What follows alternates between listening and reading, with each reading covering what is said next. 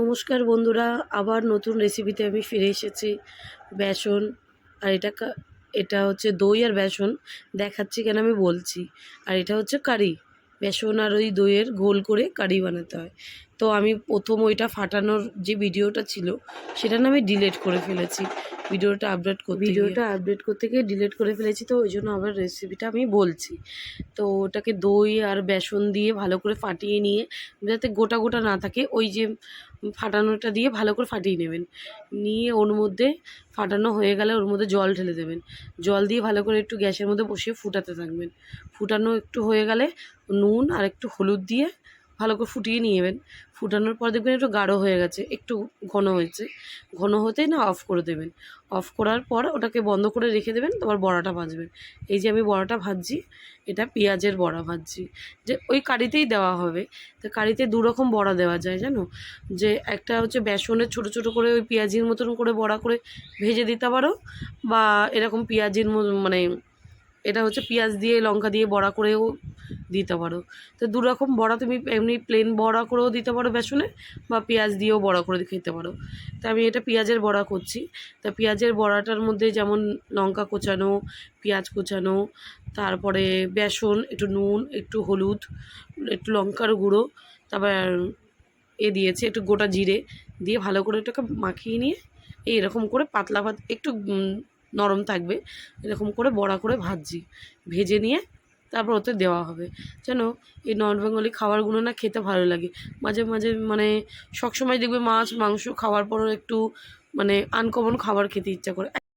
Uncommon খাবারগুলো বেশ ভালোই লাগে। করে দেখবেন বাড়িতে একবারও আপনারা রেসিপিটা, খুব ভালো লাগবে খেতে আমার যতটা মনে হয়। কেন আমার না, সবারও আবার ভালো লাগতে নাও পারে। আমার ভালো লাগছে বলে আপনাকে ভালো লাগবে এমন কোনো কথা নেই, কিন্তু রেসিপিটা করে দেখবেন, একটু খেতে যদি ভালো লাগে করবেন। আর খেয়ে নিশ্চয়ই বলবেন কেমন হয়েছে রেসিপিটা। তো আমিও আর চেষ্টা করবো আরও অন্যরকম রেসিপি আপনাদের দেখাবার জন্য। তো চলো, এই বড়াটা ভাজতে না একটু সময় লাগে। অনেকগুলো বড়া করেছি, তো এই শুধু এই বড়া দিয়েই তো খেতে হবে। ওই গ্রেভি আর এই বড়া ভেঙে ভেঙে ওই গ্রেভি দিয়ে মাখা আর এই বড়াটা দিয়ে ভেঙে খাওয়া। রেসিপিটা চালু করি। এই যে আবার এটা বড়াটা পুরোপুরি ভাজা হয়ে গেল। ভাজার পর এবার ফোড়ন, যেটা হচ্ছে ছকা, ওদের কাছে ছকা বলে, আর আমরা বলি ফোড়ন। মানে আমরা যেমন তরকারিতে ফোড়ন দিই, ওরা ওইরকম ছকা বলে। তো এটা ঘি মিশালাম, একটু ঘি দিচ্ছি এর মধ্যে। আরে গলে গেছিলো চামচটার ভেতরে, তো আমি এক হাত দিয়ে ফোনটা আর এক হাত দিয়ে এই ঘিয়ের ডাব্বাটা আমি ঠিকঠাক ধরতে পারছিলাম না, জানো তো ঠিকঠাক।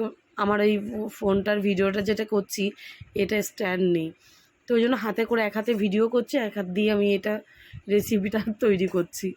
এই যে বড়াটা ভাজলাম যে তেলটা দিয়ে, ওই তেলটা দিয়ে একটু মিশিয়ে দিলাম আর একটু ঘি।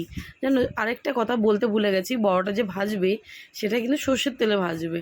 ওটা কিন্তু সাদা তেলে ভাজা হয়নি, ওটা সর্ষের তেলে ভাজা হয়েছে।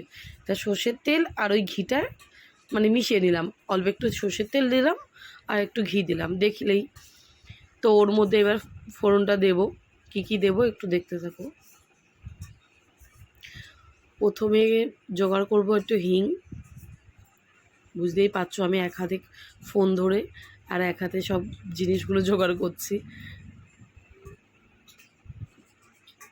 এই যে প্রথম কেটে রেখেছি, এর মধ্যে রসুন, শুকনো লঙ্কা, গোটা জিরে, একটু রাই আর কারি পাতা, এটা ফোড়নে দিতে হবে। আর একটু হিংটাকে দিতে হবে প্রথমে। এই যে হিংটাকে ফোড়নে দিয়ে দিলাম তেলটার মধ্যে, ওই ঘিটার মধ্যে। হিং দেওয়ার পর শুকনো লঙ্কাটা দিলাম। তারপরে দেব হচ্ছে রসুন কুচানোটা দেব। রসুন কুচানোটা দেওয়ার কিছুক্ষণ পর তারপরে ওই গোটা জিরে আর রাইটা দিয়ে দেবো ফোড়নটার মধ্যে।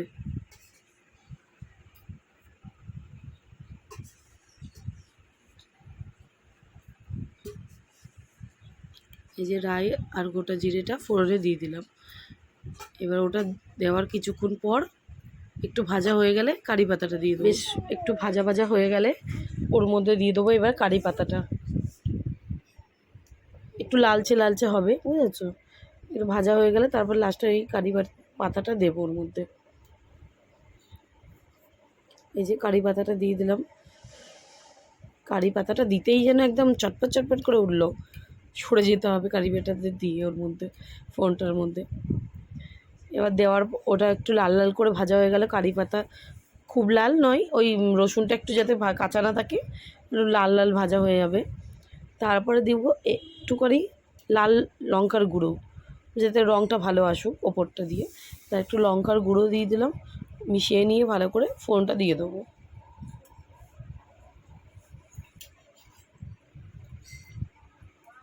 এবার কারিটার মধ্যে দিয়ে দেবো।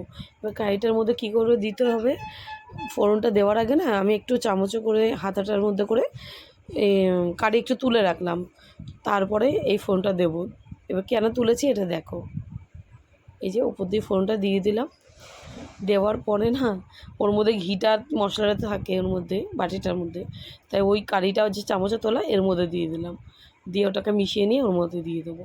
কেন পরে তুলতে গেলে ওর মধ্যে তো ঘিটা ওপর দিয়ে দেওয়াই থাকে, সস মধ্যে উঠে আসবে, ওই জন্য আগে থেকে তুলে রাখলাম।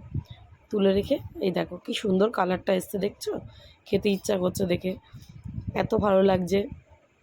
খেতেও কিন্তু খুব ভালো হয়েছিল, টেস্ট হয়েছিল বেশ। এরকম বাড়িতে ট্রাই করবেন, ভালো লাগবে আমার যতটা মনে হয়। দেখো কত সুন্দর লাগছে দেখতে কারিটা। তো পুরোপুরি রেডি আমার কারি। খেয়ে অবশ্যই বলবেন, কমেন্ট করবেন, আর কেমন খেতে লেগেছে বলবেন। আপনারা বাড়িতে ট্রাই করতে পারেন।